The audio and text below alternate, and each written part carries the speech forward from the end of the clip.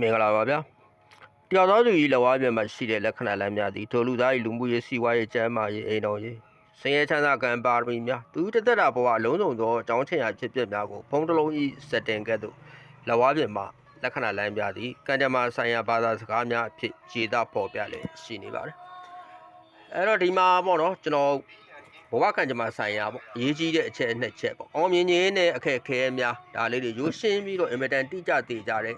သဘောလေးပေါ့နော်အောင်မြင်ခြင်းနဲ့အခက်အခဲများကိုညွှန်ပြတဲ့လက္ခဏာလမ်းလေးနှစ်ခုကိုကျွန်တော်ရှင်းပြပေးပါမယ်မိတ်ဆွေနဲ့အတူကျွန်တော်တို့နှစ်ယောက်ပေါ့နော်ဒီလက္ခဏာလမ်းလေးကိုတစ်ချက်ကြည့်အောင်ပေါ့ဒါတော့အသက်လမ်းကြောင်းလို့ခေါ်တဲ့ဘဝလမ်းကြောင်းဖြစ်ပါတယ်လက္ခဏာရှင်သန်မှုအသက်တဲ့ကိုယ်ကာယအင်အားစုများဒီလမ်းကြောင်းကဆင်းရဲချမ်းသာကံပါရမီများပစ္စည်းဥစ္စာပိုင်ဆိုင်မှုများနဲ့ပတ်သက်ပါတယ်နေရဒေတာအပြောင်းလဲများပြပခရီးနဲ့လည်းပတ်သက်တယ်ပေါ့နော်အသက်ဘဝလိုင်းအင်မတန်အားကောင်းတယ်တင်ရှားတယ်ပြတ်သားတယ်ရှည်လျရတဲ့ကျယ်ဝန်းတယ်ကျမ်းမာအသက်ရှိမယ်ဆင်းရဲကင်းမယ်ကောင်းသောဌာနအိုးတိုက်တာအစာအုံးများပိုင်ဆိုင်ရရှိစေမယ်ဒါကတော့ဉာဏ်လမ်းကြောင်းလို့ခေါ်ပါတယ်ဗမာတွေကတော့ပညာရေးလမ်းကြောင်းလို့သိတယ်လူများတယ်နောက်တိုင်းအင်္ဂလိပ်လက္ခဏာကျမ်းတွေမှာဥစ္စာဒနာလမ်းကြောင်းရေးတယ်ပေါ့နော်ဉာဏ်ပညာအုံနှောက်ဒီဘဝကိုဖန်တီးတဲ့အတွက်ဘဝအောင်မြင်ဖန်တီးမှုလမ်းလို့ပြောရင်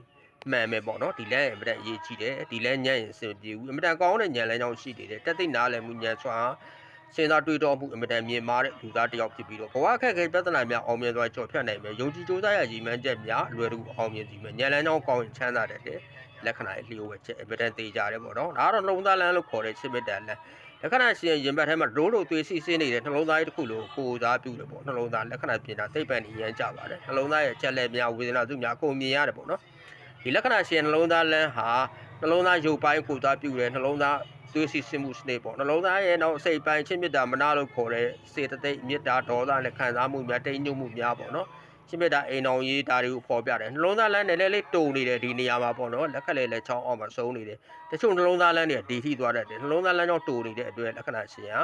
ာစိတ်ခံစားထိခိုက်လွယ်တဲ့သဘောရှိတယ်စိတ်မြန်ကိုမြန်ရှိတဲ့သဘောရှိတယ်စိတ်သိပ်မရှိတဲ့ဘူးပေါ့နော်စိတ်နဲ့လည်းကျွတ်ဆက်တယ်ဒါပေမဲ့ဉာဏ်လမ်းတော့ဉာဏ်ကောင်းတဲ့အတွက်ဉာဏ်လမ်းကြောင့်အရန်ကောင်းတဲ့အတွက်ဒီစိတ်ပန်းဆိုင်ရာအားနည်းချက်ကိုထိန်းနိုင်တဲ့သဘောလို့ရှိတယ်ပေါ့နော်စိတ်ခံစားမှုပိုင်းမှာလည်းလေးဉာဏ်သက်တွက်လက်ပြီးတော့စိတ်သိပ်မရှိတဲ့သဘောရှိတယ်ဒါကတော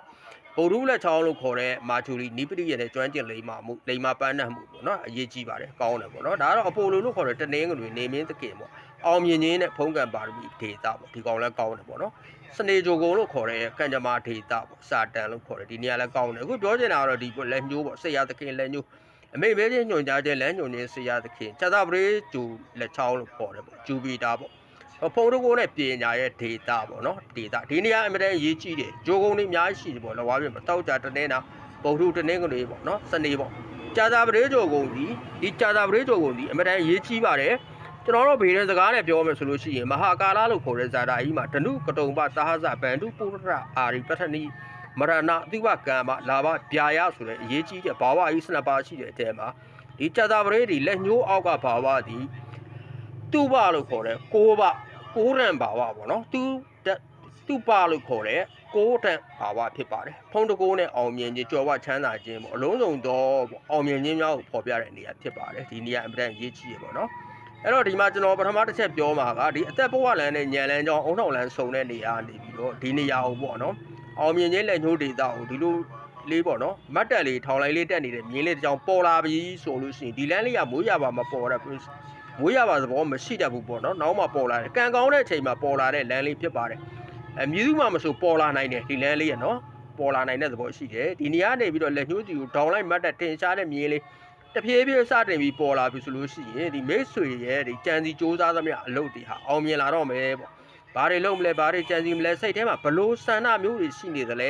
ဲပေါ့ဒါတွေကတဖြည်းဖြည်းတိုးတက်အောင်မြင်လာတော့မယ်ကံကြမ္မာအလင်းတရားများကံကောင်းခြင်းများတောက်ပလာတော့မယ်ဆိုတော့ဖော်ပြနေတယ်ပေါ့ရဲလို့ပါကံကောင်းခြင်းများရရှိလာပါတော့မယ်သင်ယုံကြည်တာဒါကိုဖော်ပြနေတယ်ပေါ့နော်ဒါကတော့ကံကြမ္မာဆိုင်ရာပေါ့ဘဝမှာကံကြမ္မာနဲ့ပတ်သက်တဲ့နေရာမှာသင်ကိုမီးစိမ်းပြလိုက်ပြီပေါ့အရာအလုံးအောင်မြင်ခြင်းပေါ့နော်မီးစိမ်းပြလိုက်တဲ့သဘောရှိပြီးတော့သင်ရဲ့ဘဝဟာဒီရေစုံလို့ပေါ့နော်တာတာရရအေးအေးဆေးဆေးပြောပြောရှင်ရှင်ငြိမ်းငြိမ်းချမ်းချမ်းနဲ့အောင်မြင်မှုပန်းနိုင်ကိုသွားမယ်ဆိုတော့ပြတယ်ကံကြမ္မာမီးစိမ်းပြတယ်ကျွန်တော်နောက်တစ်ခုပြပါမယ်ပေါ့နော်ဒါကတော့ပထမပြခဲ့တာတဲ့ဆန့်ကျင်ပဲဖြစ်ပါတယ်စနေဂျိုကုံလို့ခေါ်တဲ့စာတန်စေတန်လို့လည်းခေါ်တယ်ဒီကောင်နတ်ဆိုးရဲ့ဒေတာလို့ခေါ်တယ်နတ်ဆိုးဆိုလို့မကြောက်ပါနဲ့နတ်ဆိုးကကိုယ်မုန်းနေတော့ပြဿနာရှာတတ်တယ်ပေါ့နတ်ဆိုးကကိုယ်ချစ်ရင်တော့ရန်အန်ဒီရဲ့အားလုံးကိုကာကွယ်တတ်တယ်ပေါ့နော်ပါလို့ခေါ်တဲ့ဂျိုဇိုးတွေဟာမကောင်းကျိုးပေးရုံမဟုတ်ပါဘူးသူတို့ကောင်းကျိုးပေးရင်လည်းအမြဲတမ်းကြီးမားတဲ့ စွမ်းအားတွေရရှိတတ်ပါတယ်ဒါကတော့တရားလေးကိုသွားထောက်မှုရဲ့အတွက်ဒါလေးနဲ့ပတ်သက်ပြီးရှင်းပြတာပေါ့နော်ဒါကတော့စနေကြိုးကိုကံကြမ္မာခံတဲ့ဒေသကံကြမ္မာခံတဲ့ကဒေသကနေပြီးတော့အောက်ကိုခွေဆင်းလာတယ်ပေါ့နော်ဒီကိုဆင်းလာတယ်ဒါကတော့ဥပတ်မြင်းလို့ခေါ်တဲ့အဖြက်မြင်းလေးဖြစ်ပါတယ်ဒီအဖြက်မြင်းကဘာကိုဖျက်လိုက်လဲဆိုတော့အောင်မြင်တဲ့ဒေသလက်ညှိုးလို့ခေါ်တဲ့ဂျူပီတာအောင်မြင်တဲ့ဒေသကိုသူကခြံပိတ်ကာပလိုက်တယ်အခြေကနေအောက်ခြေကနေပြီးတော့နော်ရထားလမ်းနဲ့ကားလမ်းစုံတဲ့နေရာမှာဒီတာမြစ်တားတဲ့မောင်းတံဂိတ်ကျလာသလိုအောင်မြင်တဲ့လက်ညှိုး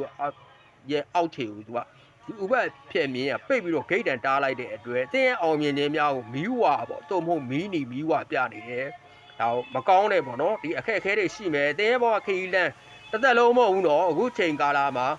ဒီခက်ခဲတဲ့အခက်အခဲတွေဖြတ်သန်းရမယ်ဘဝစီရေစံခဲ့သူပေါ့နော်စ조사အားဆိုင်မှုများရုန်းကန်မှုများနဲ့လှုပ်ရှားရမယ်ကံကြမ္မာဆိုင်ရာမှာအညံ့နေကြနေတဲ့ဒါကိုပြတယ်ပေါ့နော်ကြီးမားတဲ့ရင်းနှီးမြှုပ်နှံမှုများဆွန်စားရမယ်အလုပ်များကြီးမားတဲ့လုပ်ငန်းဆိုင်ရာအပြောင်းလဲများဒါတွေလုပ်မယ်ဆိုလို့ရှိရင်ဒီလူလန်းလေးပေါ်လာရင်တတိထားလုပ်ရမယ်တိတ်ပြီးတော့အဆင်မပြေဘူးကံကြမ္မာနေနေတယ်ဆိုတာကိုပြတယ်ပေါ့နော်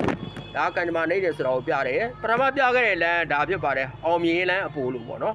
ဒါလေးတက်လာမယ်အောင်မြင်လမ်းအပိုလို့မှားသွားလို့နော်ဂျူပီတာဖြစ်ပါတယ်အောင်မြင်လမ်းဂျူပီတာဖြစ်ပါတယ်အောင်မြင်လမ်းအပိုလို့ကဒီမှာပါအောင်မြင်လမ်းအပိုလို့လည်းပါနေတယ်ဒီလမ်းကလည်းအင်မတန်ကောင်းတဲ့လမ်းဖြစ်ပါတယ်သူကအောင်မြင်လမ်းဒီကအပိုလိုနဲ့ဒီကဂျူပီတာပေါ့နှစ်ကြောင်းလုံးပါနေတယ်အဓိကပြောချင်တာဒါလေးပါဒီလိုရီမန်းချက်လေးအောင်မြင်လမ်းလေးပါလာလို့ရှိရင်အခုကာလမြင်နေရတဲ့ဒီလမ်းလေးပေါ်လာတဲ့အချိန်ကနေစပြီးတော့ပေါ့နော်အတင်းရဲ့ဘဝအောင်မြင်မှုတွေတိုးတက်မှုတွေကံကြမ္မာအလင်းရထားစားရောက်လာပါပြီဆိုတာကိုဖော်ပြနေပါတယ်အဲ့တော့လောကပြမှာရှိတဲ့အောင်မြင်ကံကောင်းစေသောလမ်းများဖြစ်ပါစေကံကြမ္မာနှိမ်ပါပြည့်သောလမ်းများဖြစ်ပါစေပေါ့တစ်သက်လုံးတော့တည်မြဲမနေတတ်ဘူးလက္ခဏာလမ်းတွေကအမြဲတမ်းအနည်းနဲ့အများပြောင်းလဲနေတတ်တဲ့သဘောရှိတယ်ပေါ့နော်ကံကြမ္မာဟာမိုးကောင်းငယ်မိုးတိမ်နေလို့ပဲနေသားလိုက်မိုးရွာလိုက်ပေါ့နော်အများနဲ့ရွေလျားပြောင်းလဲနေတတ်ပါတယ်ကံကြမ္မာကြီးပေါ့မြည်တို့လောကပြမှာမြည်တို့တော့မကောင်းတဲ့လက္ခဏာလမ်းများရှိလို့စိတ်ပြည့်နေစရာမလိုပါဘူးအရန်အောင်မြင်ကြွယ်ဝခြင်းနဲ့ချမ်းသာခြင်းများရှိနေလို့လဲဘဝမေ့ရင်တော့တိတ်ပြီးတော့အဆင်မပြေဘူးပေါ့နော်ဘာကြောင့်လဲဆိုတော့ကျွန်တော်တို့နေတဲ့ကမ္ဘာလောကဒီစัจ java လာကြီးက